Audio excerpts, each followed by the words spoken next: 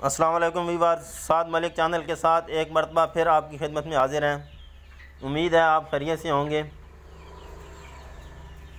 आज हम आपको ऑटोमेटिक ड्रिंकर के बारे में कुछ मालूमात देंगे।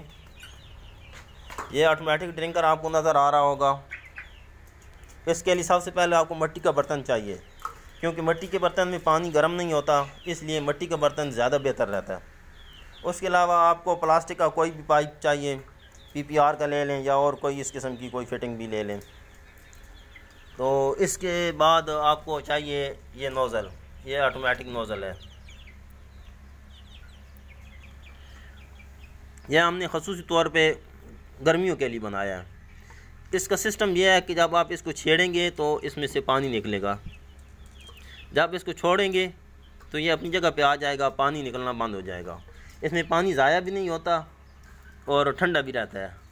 और इसके अलावा इसका सबसे बड़ा एडवांटेज ये है कि अगर कोई चूज़ा बीमार है तो वो इसमें से पानी पिएगा तो उसके जरासीम पानी के अंदर ट्रांसफ़र नहीं होंगे, क्योंकि जो ही वो इसको छेड़ेगा तो पानी नीचे निकलेगा, जो पानी निकलेगा वही वो पिएगा, इसके अंदर उसके जरासीम नहीं जाएंगे।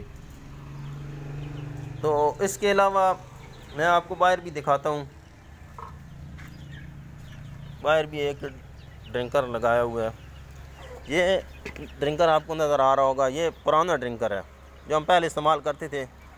इसमें पानी गर्म हो जाता था, बार बार तब्दील करना पड़ता था, तो इसलिए हमने ये ऑटोमेटिक सिस्टम लगाया है।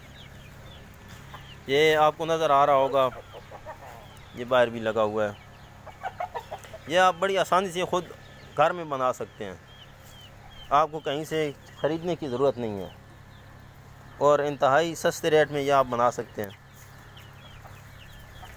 तो उम्मीद करता हूँ आपको वीडियो पसंद आई होगी। वीडियो पसंद आए तो लाइक और शेयर करना ना भूलें। साद मलिक चैनल सब्सक्राइब कर लें।